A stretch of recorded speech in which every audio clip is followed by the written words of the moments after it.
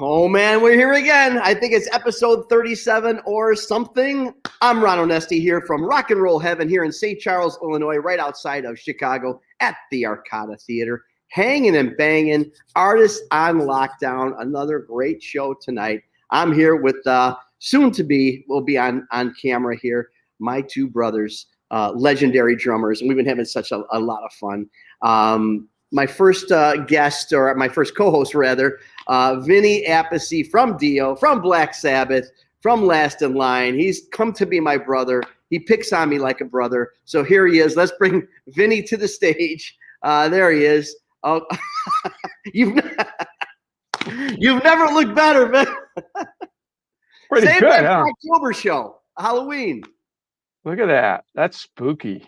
You know what? It's either spooky or you look like one of the four on the Queen album. Or the Beatles, you turn to the side. You Beatles' look first yeah, album. yeah, right. You look good, and you look a little like Jason from freaking Halloween or whatever those movies are. And then you can go, look, I'm fading out. That's it. All right, right there. No, it was good. That's perfect. I got an idea. My brain's pulsing. That's perfect.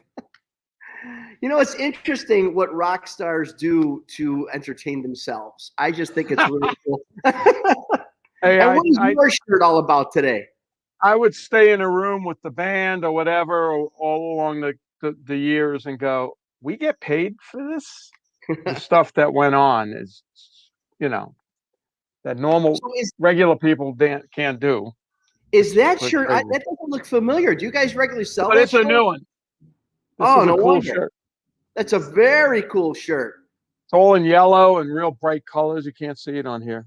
It's called Last in Line, The Sickness. Andy came up with it. Are you going to be selling the 2020s in 21? We sold them. It went on sale in December as a limited run, and we sold them all. Of course you will. Yeah. So maybe, it's a really cool looking shirt. You know what? We could change the date. It is. No, I love it. I noticed it right away. And I think it's a really cool thing that that a lot of these acts, I bet you they've got their merch from 2020, and it's probably going to sell better than the 21 stuff, just as a keepsake. Yeah, I don't know. I mean, they always wanted to put dates on our shirts. I said, you know what? Then we finished that tour or whatever it is, and then we got shirts with old dates on them. So we never did that. But see, you do a concert shirt with 2020, then the back, you got all these cities, and then canceled. I mean, you put a mask and a paper mask and a hoodie. What is that? That plexiglass piece of shit they use. That shit too. So, but it's just not as nice as that shirt there, where just the middle of it is shiny, not the rest of the shirt. Here, I want to be respectful to our guest, and I purchased this shirt online. No, you didn't. You're full of shit. I did. You're full of shirt. No, it's only shiny in the middle. Oh my God! No, it is. I know. I didn't powder up. What are we talking about? Yeah, it's like a sticker. It is. But now. You look good. You know what? You look good in black. So let's bring our big brother to the microphone, because I can see you're just about ready to really bust my onions tonight. So let's bring.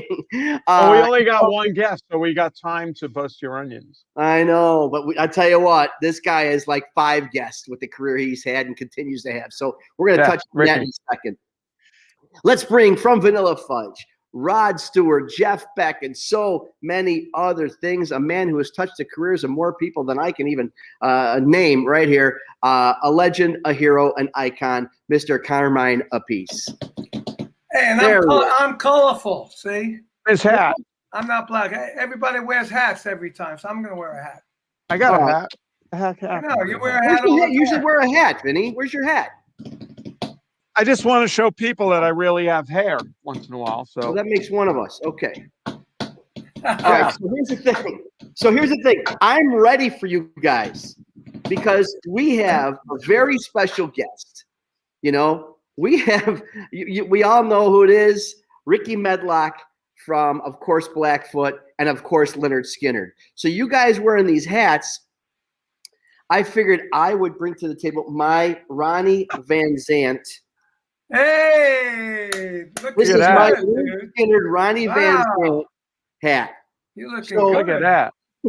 Wow. Now, if Look there's good. one thing, That looks so good. I'm going to make the screen bigger. Whoa, that looks great. Is your screen bigger or you just happen to see me? The screen's bigger. You got the stars and stripes up there. Wow. So hey, Ron, this kid's watching. Let me just say that the fact that I'm wearing this hat is a testimonial to the fact that I should not be wearing hats. Well, yeah. So I got too many colors in my hair, so I'm wearing the hat to hide it. Huh? It brings out. Listen, the red there brings out the bloodshot in your eyes. I love it. It looks good. That's right. Yeah. Hey, man, we're goofing around. We've got, just like you two gentlemen, we've got rock and roll royalty going to be on our show tonight. Can't say enough about this guy. You know him from Blackfoot. Of course, you know him from Lynyrd Skynyrd. But I tell you what, one of the most iconic, I'm going to talk to him about this, one of the most iconically photographed individuals in rock and roll. I mean, we'll talk about that a little bit. Let's bring him, Rickey Medlocke, Blackfoot, Lynyrd Skynyrd. There he is. Yo! Hey, look at the ring. Look at the rings. What's happening, brothers? What's happening? Where's my rings? Where's my rings? Hold on. Is that the turquoise? There you go. Yeah, man. Where's my ring? There's mine. Oh, there's the camera. There you go. Yeah. Look at that stuff. Got a ring around his bathtub. That's hey, guys. How are y'all? How you guys? Good to see you. Yeah, man. Last time, where'd we see him? Arizona, right? That's right. We played a gig together. We played a gig together. But I got a few surprises. Actually, I got a big surprise for Carmine. Big one. I mean, one that I guarantee you he won't remember. Okay. You're probably right. I'm getting old. Well, check this out, man. So as far back as we've been playing music, you know, our paths would intermingle, you know, and cross and stuff. Before this show's over with, I've got a real big, good one for you, Carmine. Okay. I'm ready. That you won't believe. You won't believe it. Okay. I know. Look, I know we did a lot of gigs together with Cactus and Blackfoot. You know, we did a lot of stuff together back in those days. Let's go back. I'm going to go back even further than that. Oh, no. Look at that. Oh, yeah. Here it comes. Oh, yeah. Wow. Amazing. Yeah, man. Yeah. It's pretty cool. You still got all that white hair under there, right? Yes, sir. All right. Look at that. Wow. That's what I was just saying, Rickey. I'm just starting to grow mine out. I'm growing mine out. I'm going to be like my uncle. I would have worn it down, but I was out on the boat today, and it's nasty, so I put a cap on. Where do you live? Where do you live now? I'm over in Fort Myers, Florida. I've been over here since the early 90s. I'm in Florida, too. You're right across the state from me, right? Yeah, I am. I'm going to be up your neck of the woods doing an art signing with my art partner in Sarasota. In crime. Really? I'll let you know when we do it. Yeah, please do, man. I'd love to come up and see you. Yeah, man. It's going to be cool. That'd be killer. Rickey, it's only $10 to get in, too. Oh, that's a deal. Right. But for you, $10. So yeah, we'll give you a break. But that's what I was saying, Rickey. You know, you talked about the long flowing mane that you had, that rock and roll mane that you have. And I was in the introduction, I was saying, you've got, aside from the amazing talents and your career, but I got to say, you're one of the most photographable rock stars out there, because you look at all the pictures of you and they're just like this one. Where's that? Right here. Like this one here. I mean, it's all beautiful. The mane, it's like it's all one piece. It's amazing. Listen, my photographs have been known to knock a buzzard off a shit wagon at 100 yards. We don't get a lot of. I gotta be honest. We haven't had a lot of buzzard jokes on the show, so I appreciate that. Hey, you know what? We got to do a show with Ted and him.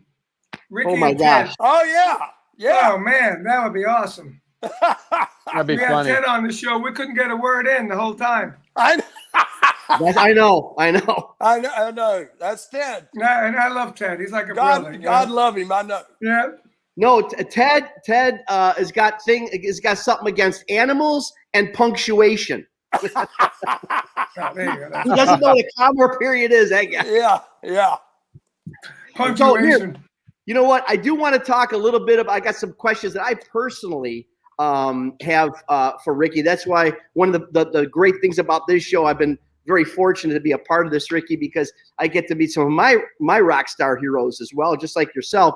And real quick, I do want to tell a quick little story about my first time actually meeting. I met Rickey before. I've had Skynyrd a couple times. We did an outdoor event at a couple of casinos, and we had Skynyrd, and I was part of the whole, up against the bus, you get to stand on these little freaking steps that you guys put up for the meet and greets and all that kind of stuff. I was part of that and high-fived you, and you're like always very cordial, very nice. But I didn't get a chance to actually speak to you. Where I did at the Arcada, we had Blackfoot.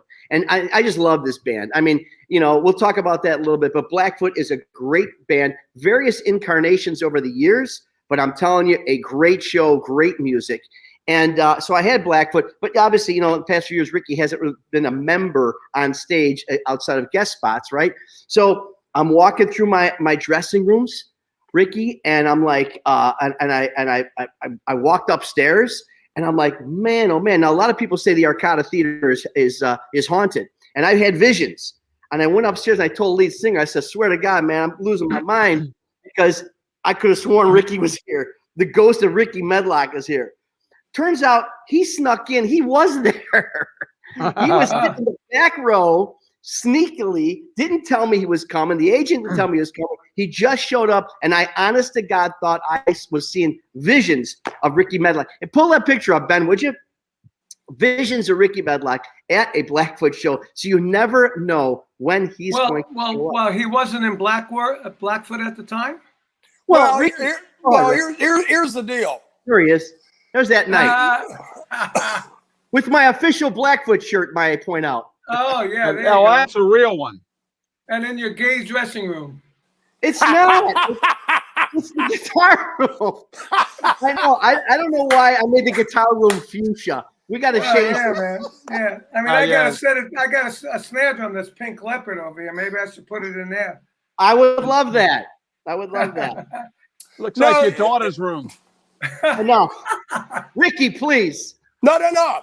Basically, what I've done in the last several years, that I've been busy enough with Lynyrd Skynyrd over the last 25 years since rejoining them in 95, 96.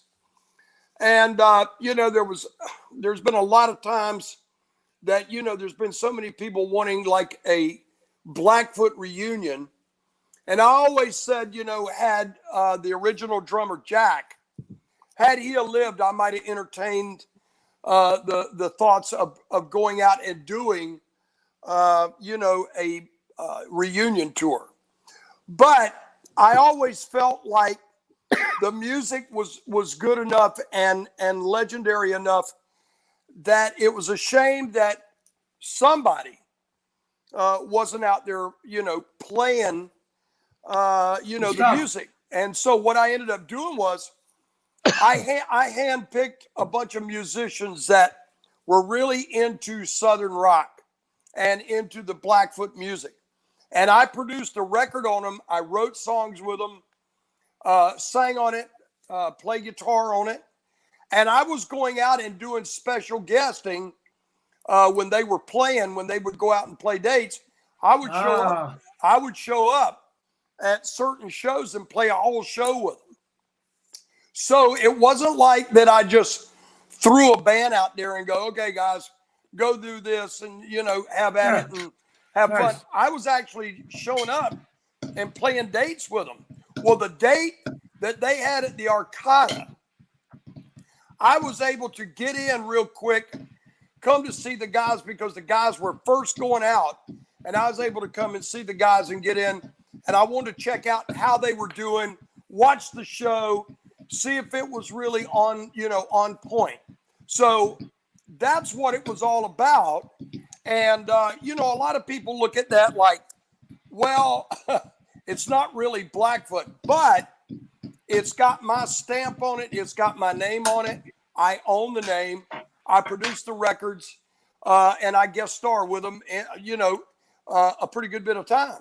So that's the way that all came about, I've had that band every year, and I'm telling you, what a great job you do with it. What an electric, exciting. They take the music and they give it a little bit of a fresh flair to it. It's a younger band. They're all over the place. The guitar playing is off the charts. And, I wish you great success with that project. Just promise me you'll text me and let me know so I'm not seeing the ghost of Rickey Medlocke. No, I don't never let nobody know I'm coming, man. I know. I just show up, I do. Hey, so I got a question. Wait, I got a question. Hold on, Vin. Go ahead. Hold on, Vin. Respect your elders. Hey, Okay. Did you? I'm sorry, Vin. Did you play with Lynyrd Skynyrd before Blackfoot? Yes. Oh, I didn't know that. Well, here's the way it all went. All right. We actually formed Blackfoot, the original band, in 1969. And this is so cool. We moved in 1969 to the East Village in New York. And we were playing shows in and around New York City, on Long Island, in New Jersey, the whole bit. I actually met you the first time, Carmine, kind of in passing on Long Island. Probably at the Action House. Do you remember my father's place? Oh yeah, of course. Yeah, real briefly there, but I did. But I'll tell you later on where we really met. But we were playing in and around up there. But what happened was we ended up getting with a manager that I ended up just having a serious problem with. And I opted out, and I happened to get a hold of Ronnie Van Zant through Alan Collins. And Ronnie said to me, "Do you still play drums?" And I said, "Yeah," because I had been a drummer in a band called Fresh Garbage, named after the old Spirit song. Remember Spirit? Yeah, of course. So what happened was, he said, "Do you still play drums?" I said, "Yeah, I do. I bang around on them every once in a while." And he goes, "Well, we've lost Bob Burns, and we're getting ready to go into Muscle Shoals and cut our very first record. And we need a drummer." And I said, "Oh my God." And I said, "I'm the guy. I'm ready."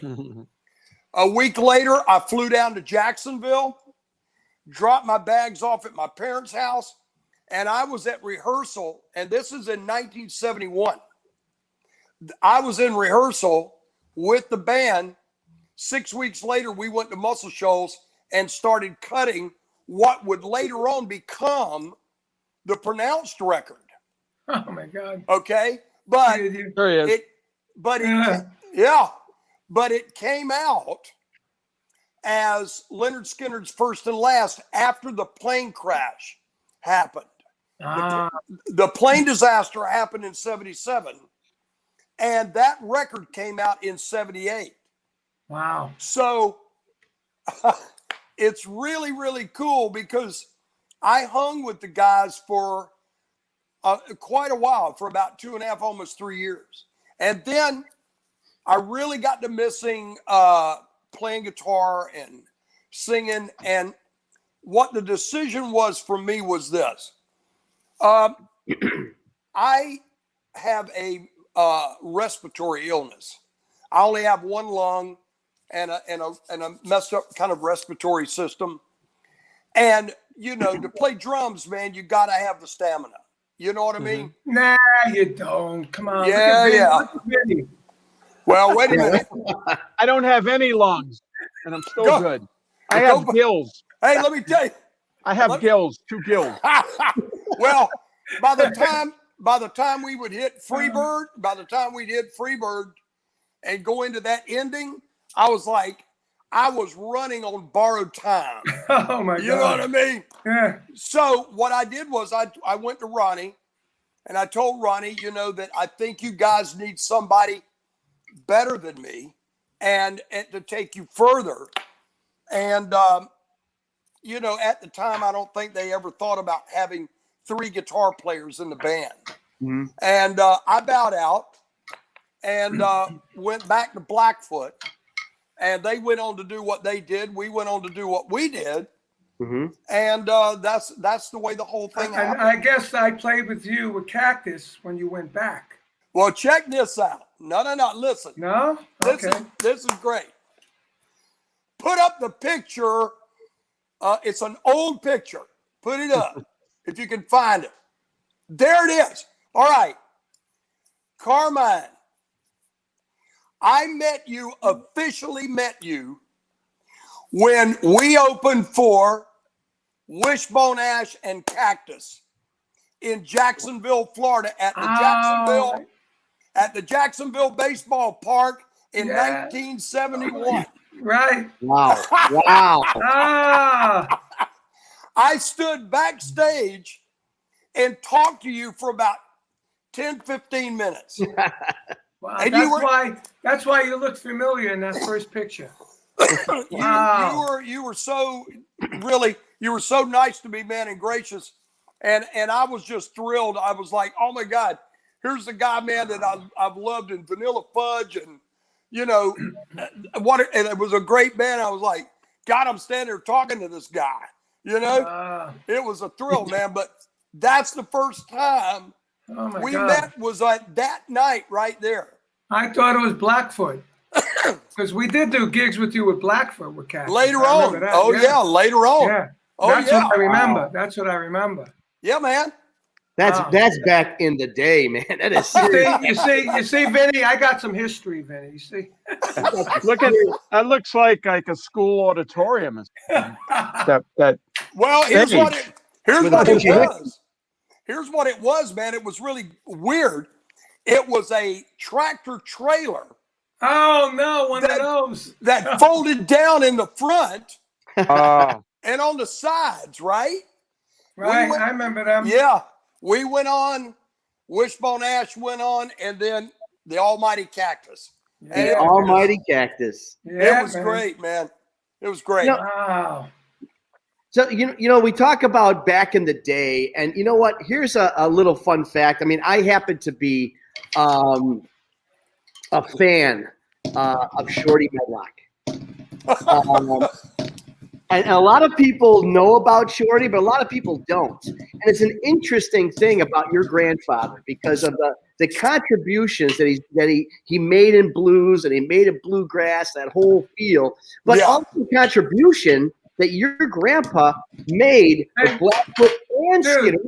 Skynyrd dedicated an album, the Nothing Fancy album to him, right? Yeah. Was it 75? Check this out. I was just talking to this manager guy, a friend of mine that's working on trying to put this on like Netflix and stuff.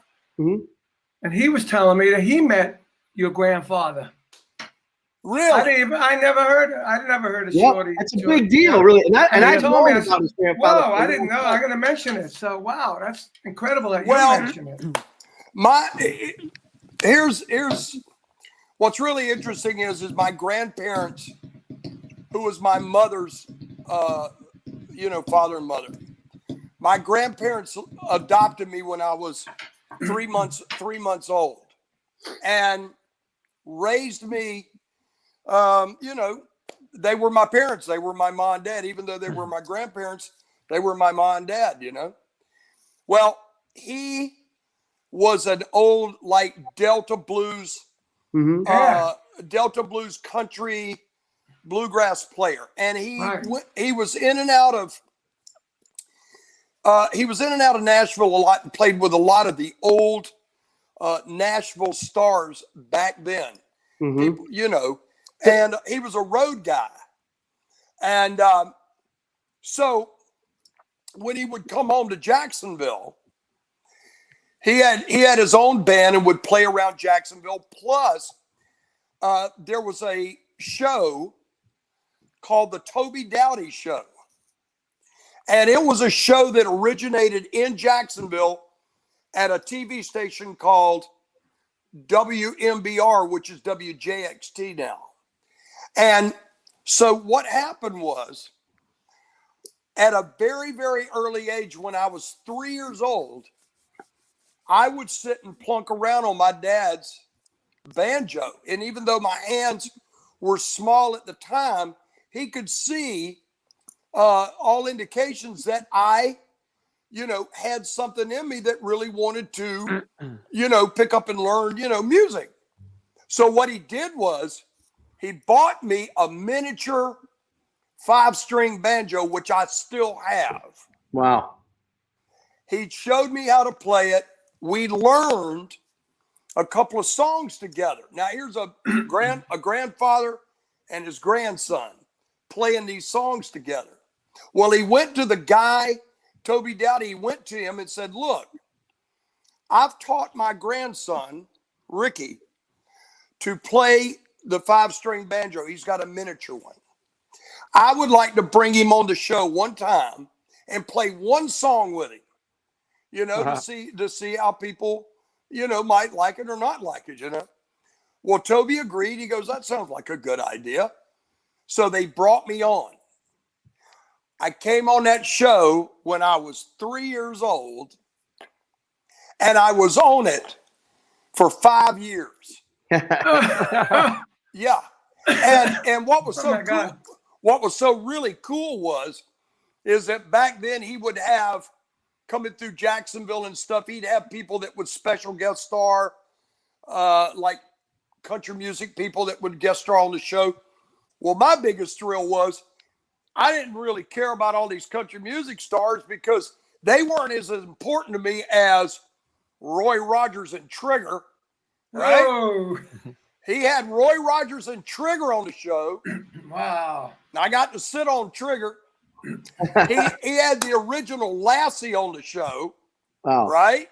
Amazing. But the best one of all, I was huge into the Lone Ranger. Mm-hmm. He had Clayton Moore on the show with Silver. Oh, come on. And I got to sit on Silver. And at the very end of it, man, he gave me one of his silver bullets. Nice. Still got it? It's around somewhere in all my junk. Hey, Rickey. Hey, Rickey. Next Yeah. week we have Trigger and Lassie on the show. You're digging them up for one more show, right? Yeah. Digging them up. Well, I'll tell you what, Right. man. Amen. If you guys, get a chance to look at it, to Google Shorty. I love all that old, like that Lester Flatt, Earl Scruggs kind of thing, and it's amazing because that's what it sounds like, right? He's got that whole feel, but it's amazing that type of an act, that type of influence. He wrote. Did he write Train? Yes, he was the writer of Train. That's your biggest hit. At least you're one of your biggest hits. One of the biggest. Yeah, it was written in 1938. Wow. And it was an old Delta blues song, and we were getting ready to do the Strikes record in '78. And what happened was we needed one more song for the record, and our manager Al Nally, and I think Carmine, you know Al because I know Al. Yeah, Al's from the club he had, the Ann Arbor, that club he had there. Yeah. Well, yeah. As a matter of fact, me and Al are still partners. Oh, great. How's he doing? He's doing great. Tell him I said hello. I sure will. Yeah, I did my drum off. I did my drum off over there. I drum know. contest. That's we right. sold out. Yeah. That's right, man. So we needed one more song for the record. And I sat down with a guitar, and it just came to me in my head. It said, I told him, I said, my old man had a song that he wrote way back in the late 30s called Train. And I think that if we did it, if we rocked it, it might be, a song that would be a contender. So I started messing around on the guitar with it. And we came up with the riff. and did the song in about 15 minutes. And we recorded it, and there it is. And I brought the old man in to do the harmonica on it. Oh, nice. The beginning and all that stuff. And there it is today. It turned out like that, It's one of my absolute favorite songs, Blackfoot songs. It's just so, and I just love the family history of it all, man. Just really, really cool. I mean, he actually played. Did he ever play on stage with you with that? Oh, I just got some pictures. If you go on Instagram, if you go on Instagram, somebody just gave me 7 pictures of my old man and me on stage at the Fox Theater. Oh, nice. What was that? I think you guys probably know the photographer Rick Diamond. Oh, sure. Do you know Rick Diamond? Well, Rick took these photos and has sent me quite a few photos recently, but he was looking for these and never could find them. And all of a sudden, I get on Instagram night before last, and these photos popped up. And I'm like, I've been looking for these photos forever. Oh, he's done a lot of Native American photography. And, and so, thank you, natives, that's right. And so I've now got photos. If you go on Instagram, on the official Rickey Medlocke fan page, you'll see my old man and me. You'll see us there on stage playing together. That's so cool, man. Yeah, man. So cool. So let me ask you a question. I mean, obviously, you're in Skynyrd for 71, 72. You took a hiatus. You talked about that a little bit earlier. You got back in 1996, but you weren't officially in the band, obviously, in 77. There's probably all kinds of things going on inside your head. You've probably been asked this question, I don't know, million and a half times. But, obviously there's a chance you could have been with them, but you weren't. Did you know the guys? I mean, you obviously knew the guys at the time. I got 50 questions about that. So what can you tell me about the whole thing, how it not affected you, because that's obvious, but where you were when you heard about it and what you know about the plane crash? Well, understand that Ronnie really loved my old man and wrote Curtis Lowe with my old man as one of the main inspirations for the song. And also, like you just said a while ago, dedicated Nothing Fancy, the record Nothing Fancy, and the song Made in the Shade to my old man. Well, I happened to be, I'd already was still with Blackfoot, and they were getting ready to go on the, Street Survivors tour.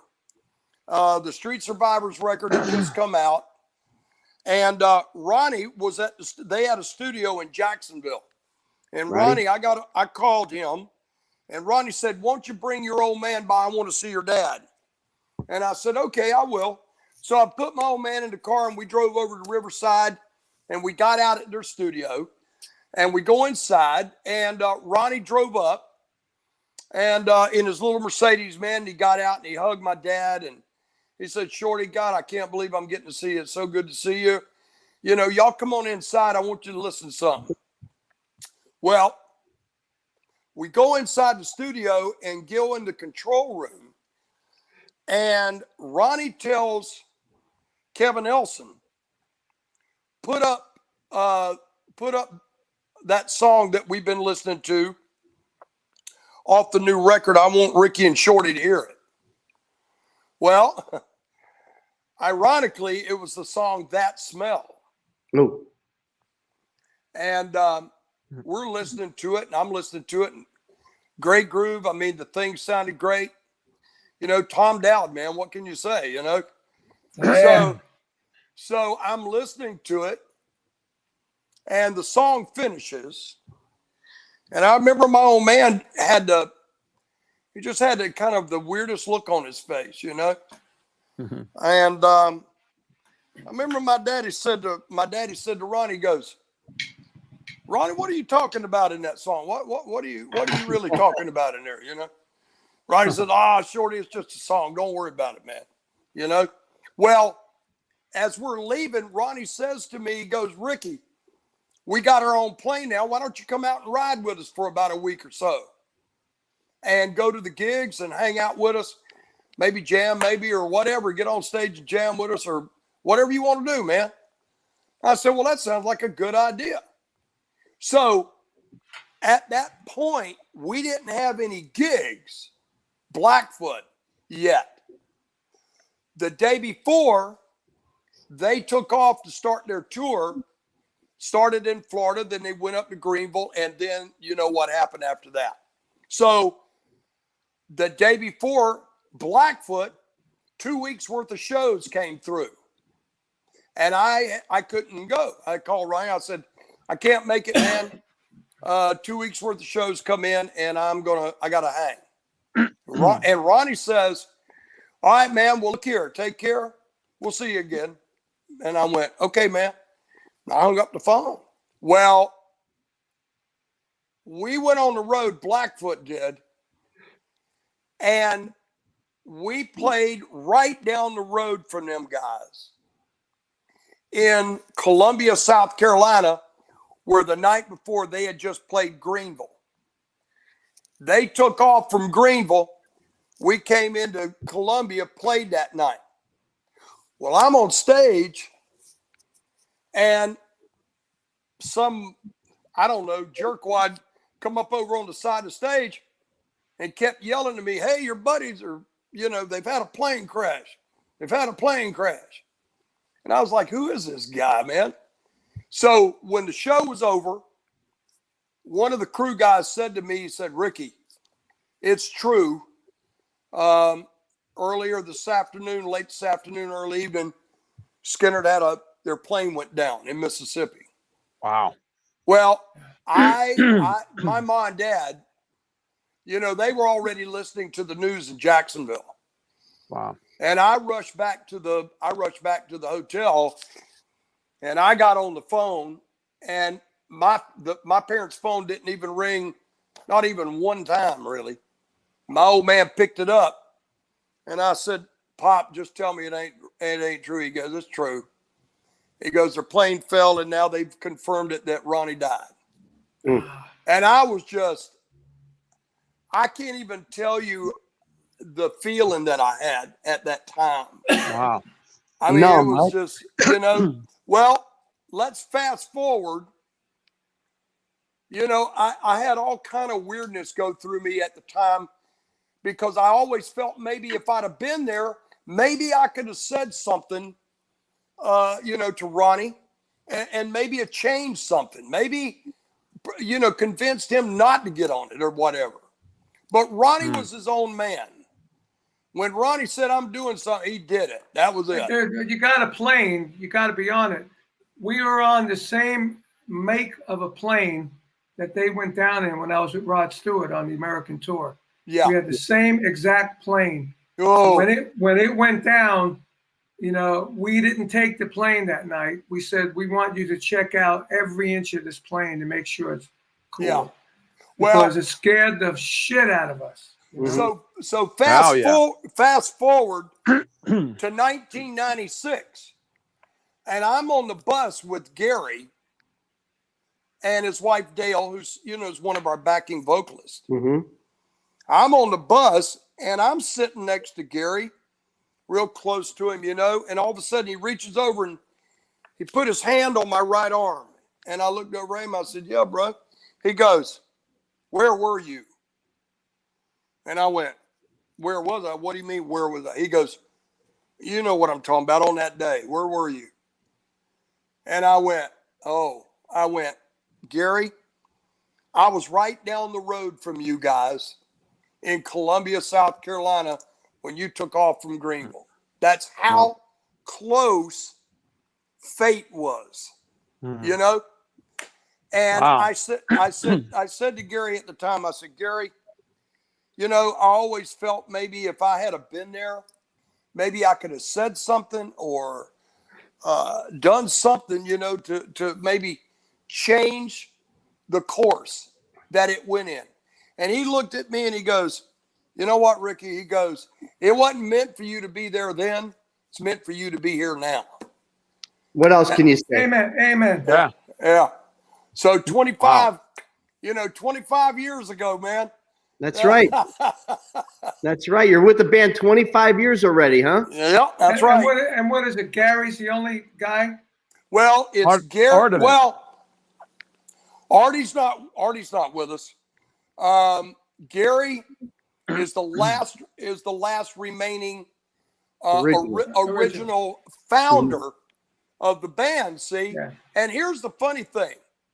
The funny thing is so many people when the band got inducted into the Rock and Roll Hall of Fame, the Rock and Roll Hall of Fame, Artemis even said that Rickey deserved to go in with the band with the rest of us because I was there, in the very beginning.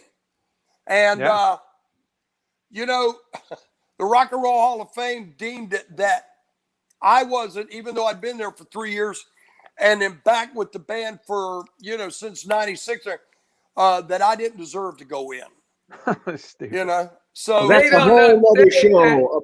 They don't know what they're doing. Hey, middle finger in the air, motherfuckers. You know what I mean? That's right, bro. Fuck those guys. I'm still waiting for Vanilla Fudge to get in the fucking Yes, place, right? yes. There you go. How does that not happen? I don't know. Because they're a bunch of assholes. Sorry. Hey. Here. We'll never get in any of this. I know. Forget it now. I don't give a shit. You were that close, Vinny. You were that close. I don't care. I know. I don't care. Hey, you know what? You got the song. We talk anthems all the time. And actually, I want to talk to Carmine, Vinny about this as well. But, there's anthems and then there's anthems, the Freebird anthem. But, you see your solo, it's just astounding. And to know about your health situation, even now, I don't care how many years you've been doing it. I mean, how many guitarists can actually do what you do on stage? And I've witnessed it. So many other people, of course. But I've witnessed it from a backstage standpoint and the physicality with this song. But my question is, do you remember, that song affects so many people. I mean, as soon as you start it, as soon as the piano, all this kind of stuff happens, then the emotion. Do you remember a moment, your favorite response to that song? Was it in a room of 1,000 or some small private event? Or Ron, you can't. In our position, you can't really answer that because there's probably so many times the response has been amazing. Well, of course. You can't pin it down to once. This is like you go into Baskin Robbins and you go, "What's your absolute one favorite flavor?" And I could sit there and name off. Vanilla fudge. But I could name off 3 or 4 or 5, 6 different flavors, Wait a second. Stop everything. Because of 37 weeks, I got to say, that was the best one, Vinny. That was the best one. That was a good one. But I lied. It's not my favorite. Stop right there. Save that. No. Well, you know what? I will tell you this. I think the one thing that sticks out in my mind as far as like playing Freebird, I think that right when I got back with the band in 96, the very first night that we played together, which was in West Palm Beach at Coral Sky Amphitheater, I remember right before we went on, I was like, man, I can't believe I am back with the band and getting ready to walk out for my very first gig. And that's something different, yeah. And I remember right now, man, going into Freebird, and I said, "Oh God, Alan Collins, if you're there, please be with me during this, man." And you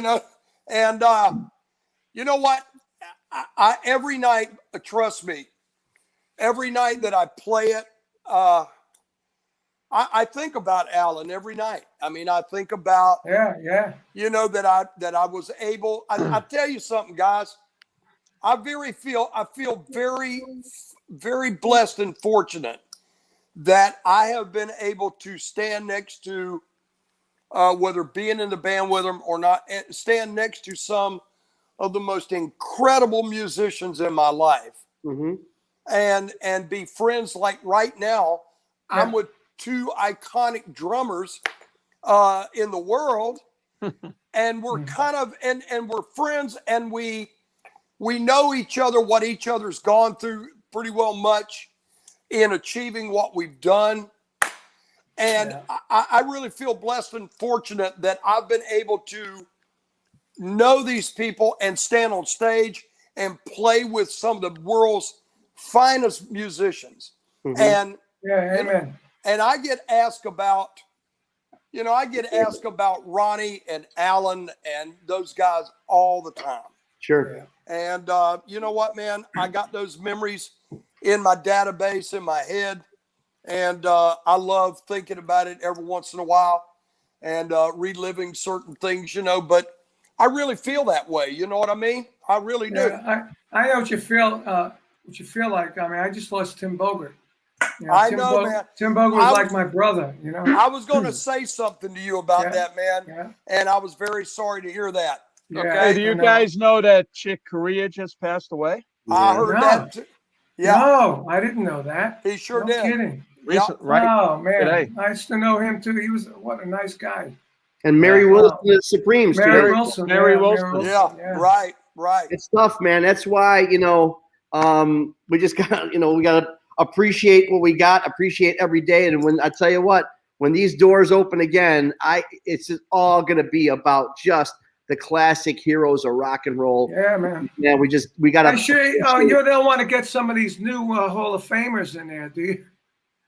You know what? It's you guys are officially. Here's the thing. You guys are officially. I am starting it today. The Arcada Rock and Roll Hall of Fame, and you three inductees. There you go.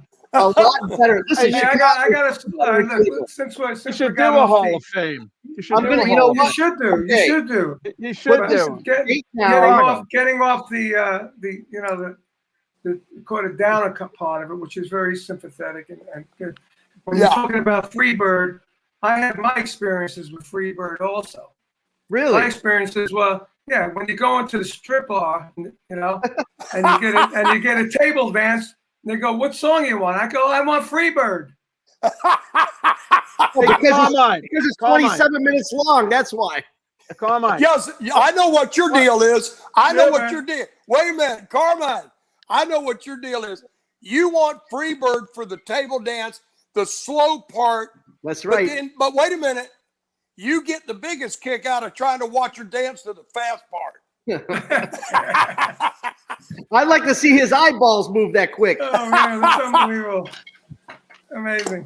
Hey, tell me about again, we're festering in the history of it all, which is just so freaking cool for me and for our fans, everybody out there. Didn't you? I thought I heard this, and I could be wrong. Didn't you do a song or something like "One More Street Survivor" or "The Last Street Survivors" or something like that? Yeah. Gary, Johnny, and I formed a little production team called Three Southern Gents, and we produced a song that we had written a long time, quite a few years ago, called "Last of the Street Survivors." Well, we put together this tour that we were on until it got cut, by the virus. We were on the tour, Last of the Street Survivors tour, and we put the song on the as an introduction type thing on the live DVD that we did in Jacksonville. We did a live show in Jacksonville at Jaguar Stadium. We had 55,000 people in our hometown. Wow. And you know what, man?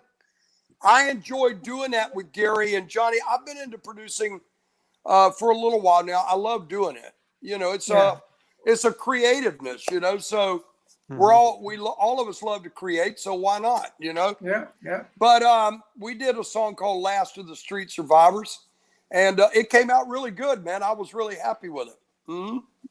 What do you recall about the whole Muscle Shoals thing? I mean, that's talk about unsung heroes, right? Swampers and all that stuff. Oh man, listen. You got to realize that we were so green. at recording when we went there. I mean, and we're going into a place where the Rolling Stones had been there and cut Brown Sugar, and Bob Seger had been there, and, you know, Rod Stewart was coming there to do Atlantic Crossing, and all these just, you know, Aretha Franklin, and just all these incredible artists was coming there. And we were just floored that we were going to be able to go there and cut a record. This is so cool, man. I was witness, and this is kind of a two-part story here, but, and I'm going to try to segue it right. Mm-hmm. Almost 13 years ago, I met, and my most better half is one of the backing vocalists for Kid Rock. How cool is that? And I love Kid Rock. And we met when Kid Rock and Lynyrd Skynyrd did 2 back-to-back tours for 2 summers in 2008 and 2009. Well, I met my way better half, and Carmine, you've met her before, and you met her back when you came into the joint with Waddy Wattell's place in LA. You went down to the joint a couple of times. Oh, I remember that place. And you got up and you jammed. She was the gal playing the guitar up there with Waddy. Oh my God. That's Stacy Michelle. Where's she now? She and I've been together for 13 years. And where's she right now? Well, I'm at our home down here, but she's at our lake house up in right below Memphis, because she's from Memphis, and she's up there taking care of her parents right now. But this is, I got to tell you, it's kind of a weird deal, but I floored her because I got to telling about Muscle Shoals, and she told me that one of her favorite groups, singing groups, okay, and I went, "You got to be kidding me, really?" And she goes, "Yeah, the Staple Singers, right?" Come on. Yeah. I was sitting in the control room the day the Staple Singers cut "I'll Take You There." Come on, baby. And when David Hood came up with that famous bass part at the very end, there's a run in there. Yes, right. Well, and that was a BBA, Beck Bogan and the Peace, major song. Really? Oh, really? Yeah. Did Pop Staples ever see you guys perform it? Here's the cool part. So we did one called "Missing," spell the missing word. The Staple Singers. We did that with BBA live. It's coming out on a live album. Wow! Didn't you do a gig with the Staple Singers with the Fudge or Cactus a long time ago? I think we did it with the Fudge. Yeah, I remember. I was there. Yeah. So there you go. I related the story to her about seeing the Staple Singers do "I'll Take You There," and it was on. There you go. Yeah, man. I tell you what, you thought the history of those, and this has got to be a great show for us two guys to do, because you've got the Wrecking Crew, the Funk Brothers, the Swampers. You got these legendary. I mean, it's great when all these bands, they've got 10 hits, 12 hits, 20 hits. These guys sang on 200 hundreds of hits. And it's crazy, right? Yeah. When I did, I've only done 2 Skynyrd shows, and but again, just emotional. When Ronnie's hat goes on the microphone stand, and you guys, is that his hat? Is that his real hat? Yeah. And they bring it up, and it goes in the audience. Wow, man. Hold that thought for 15 seconds. I want to show you something. I'm gonna have to do my hat like this. I know. Let's start out the show with we'll do Ron's hat. You got that from Ronnie? Did you get that from Ronnie? Yeah. Well, I'm the Ronnie. No, but where did you get the hat? Okay, you ready? I wore this at my Lynyrd Skynyrd show. Oh, you did? Okay. Okay, are you ready? Yeah, I'm ready. Come on. Come on, really? What's the story? He gave it to me. Wow. He gave it to me probably, let's see. It would have been December. It would have been around December of 1976. Wow. It's got his name right here in it. Just a few months before, man. Oh, yeah. There it is. Wow. Beautiful. Isn't that cool? Yeah, man. Rock history. It really is, man. Yeah, man. But you can't get in the Rock and Roll Hall of Fame. Nah. All you have is the hat. Yeah, I know. Yeah, I know. Yeah, and your drummer is a good friend of mine, Michael. Michael Cardellone. Yeah, I know him for a long time. Yeah, man. He's a good boy. What do you think it's gonna be? What do you think it's gonna be like, Ricky, when we come back? Well, first of all, real quick here. Now there was announcements. I mean, Skynyrd coming back, retiring. What's the plan? No, we're coming back. We still look. It cut us. This whole thing cut us in half. We still had about 2 more years of dates to go, and we owe. I mean, the shows were selling out. Oh yeah, and we still got to go. We still got a lot of serious making up. But I heard it's rumored that we're going to start back somewhere in June, slowly doing dates. That's what I hear. Outdoor stuff, doing the outdoor stuff. Yeah, and you know what, guys? I think that honestly, I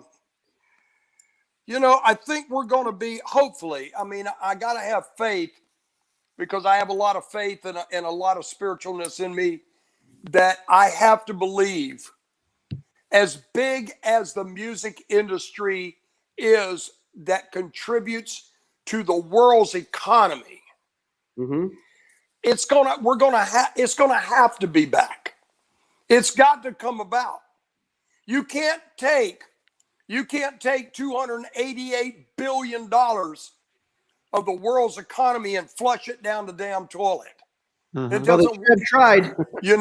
It's been tried, but let me tell you, my grandfather used to tell me, in the worst of times, in the absolute worst of times, he made more money when the country was in the tubes. And he goes, that's when we really flourished as a band or musicians. I believe, honestly, the 3 of us and the four of us, I think we're gonna be okay, man. I mean, I really do. It's gonna take a while, but I think we'll be okay. We're gonna come back. It'll be all right. Well, the good thing, it's done some good for us. Number one, we have this show going, which we never would have done. Yeah. I moved to Florida. Vinny helped me set up the studio that I have here. I've been working in here steadily, doing all kinds of stuff that I never would have done, because I wouldn't have been here. I would have been out on the road. And, there you go. So it did change a lot of things for us, but not for a lot of us. It didn't change a lot of things for bad. Right. For some of us, it was bad. Guys that depended on playing that had no royalties and all that stuff. But for a bunch of us, it's opened up a lot of other doors. I gotta, you know what, man? I really feel also now, given this, I've been at my house right by myself because she's up there taking care of her parents. And I had to stay here because of the pre-existing conditions, and I couldn't be around anybody, Yeah.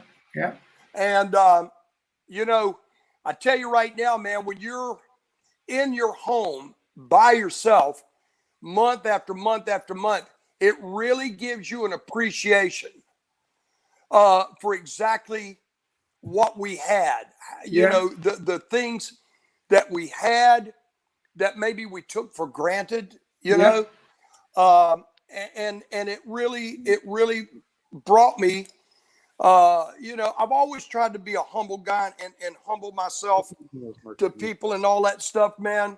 But it really even humbled me even further, you know, to think about where we were at right then. And my gal will tell you, she'll tell you, I've gone through all these different changes and emotional stuff. You know, I've gotten, I've gotten so angry at times. And then, you know, it's so weird, but I got to tell you, man, I was so happy that I had my boat and was able to go out and go fishing, you know, any day I wanted to go. And that brought me back to reality real well. And Stacy brought me back to reality. That's great. You know, hey, thank God for FaceTime. Yeah, right. You know what I mean? And I kind of also got an appreciation for, probably not exact, but a little bit of what our American soldiers, our guys and gals go through when they're stationed wherever around the world, away from their families for a year and a half at a time. You know? Yeah. So, you know what I want to do? I just want to do a little toast. I want to toast to Billy Powell. I want to toast to Ronnie Van Zant, Stephen Cassie Gaines, here. Shorty Medlocke deserves to be part of the toast. And to you, Ricky, God bless you. Thank you, God man. bless you, thank you for joining us tonight, man. It was a real special night for us. Hey, and you know the other good thing for me in the show is, besides I get to see my brother every week. I haven't been to LA in a year. You know, I haven't seen my kids. I haven't seen anybody in LA in a year except for this kind of thing. But I'm getting to connect with my old friends like you and everybody we're having on the show. Yeah, I'm connecting with all my old friends. It's amazing, you know. Well, guys, you know what? Let's don't be strangers, man. Yeah, dude, I'm gonna get your number from Ricky. Yeah, please do. You and Vinny. Yeah. You and Vinny, grab my number, man. And you know what? Dude. Call me anytime. I love. Yeah, man. I love hearing from my friends and stuff. You know. I want to ask you one last thing. Where is your accent from? Is that from Jacksonville? Is that Jacksonville? Well, you know what? I know I got a strange one, you know. It's probably part Jacksonville, probably part Midwestern, and probably part Native American. Let's put it that way. Okay, because I remember that when you were Al Nally in Blackfoot, you were guys out of Detroit area, if I remember right. Oh yeah, you know what, dude? I wasn't the biggest fan of living in Ann Arbor. Yeah, I don't blame you. It was too cold. It was too damn cold, too much damn snow, too much damn ice, and gray, gloomy bullshit. How's that? Good. Well, as I sit here in Chicago, that's where Ron is. The snow. I live in Florida now, right? Being an old Florida boy, I wanted to come home. Yeah, I live in Florida now. I do radio calls every Thursday. I call this a bunch of radios. I talked to my buddy in Minneapolis. Yeah, he said, "Dude, we have right now it's 27 below zero without a wind chill. Tomorrow it's 26 below zero without a wind chill, and all week it's like 28, 29." And then I said, you know, I call this guy in Alaska. It's warmer in Alaska than there. Yeah, so I called the guy in Alaska. I said, what's the temperature there? He goes, it's 5 degrees. I said, oh my God, it's so much colder, like by 30 degrees in Minneapolis area. That's brutal. Oh, man. That's freaking brutal. And he said to me, what's the temperature there in Florida? I go, I think it's 83 here today. Stop it. That's what the wind. Whoa. That's what the wind chill. We walk out of the house, it's like getting slapped in the face. I swear to God, it's terrible. Yeah. Listen, we want everybody out there to make sure you like us, share us, check us out every Thursday night. Artists on Lockdown, Hangin' and Bangin'. Want to thank Steve Love, our producer, the guy who put this together. Obviously, Benjamin Wheeler. And I want to thank my good friend Mark Hyman for making this happen too. A good buddy of all of ours. Mark, hey dude, yeah, he's our agent there. Yeah, man. And also next week we got Derek St. Holmes. You know Derek, right? Yeah, man. And we got Jeff Tate next week. And maybe another surprise. And by the way, Carmine. Yeah. I saw Beck Bogert and Appice in Greensboro, North Carolina. Ah, was that the but one? He probably sat in the front row and didn't tell anybody. Was that the one with the James gang? It sure was. And then everybody walked out with the James gang because they wanted to close the show. And we said, you know, we're supposed to headline. Okay, we'll go on first. So we went on first. Boy, After we went off, they all left. Oh, you guys killed it, man. Killed it. Yeah, but you saw Beck Bogart and Appice. Well, yeah. You know, I told the story before when I was with Rod Stewart. He said, "How do you say your name? Everybody says it different. I'm going to play in front of 20,000 people tonight. Your drum solo. I want to get the right name." So I said, "Well, most people call me Appice. Everybody, I say they go Appice. I know it's Appice. I correct them." So I got tired of it. So from then on, I changed to Appice. And every night in front of 20,000 people, come on, Appice on drums. It was great. Ludwig did a nice ad. And then Vinny comes out with Sabbath and screws it all up. Vinny Appice. Yep. That's cool. Then I played with Ozzy after he did, and Ozzy introduced me as Vinny Appice. And I had to tell Ozzy the next day, Carmine's Appice, I'm Appice. So he was all nervous that I introduced me. And he got it. He said, Vinny Appice on the drums. I deal with this, you know, Ricky, I deal with this every week. It's so difficult. And I wish I could just, you know. Yeah, but you love it. You know you do. I do. I love it. I say it all the time. It's my honor to be amongst these legends and icons. And thank you so much for joining us tonight, Ricky. Hey, honey, happy Valentine's Day, Ron. Yeah, happy Valentine's Day. Leslie. Happy Valentine's Day. But wait a second, real quick, before we go, happy birthday, Rickey Medlocke, February 17th. Thank you. Happy birthday, happy birthday. Yeah, man. Are you 21 yet? 29. Hey, all right. Make me. Celsius. See you, bro. Bye.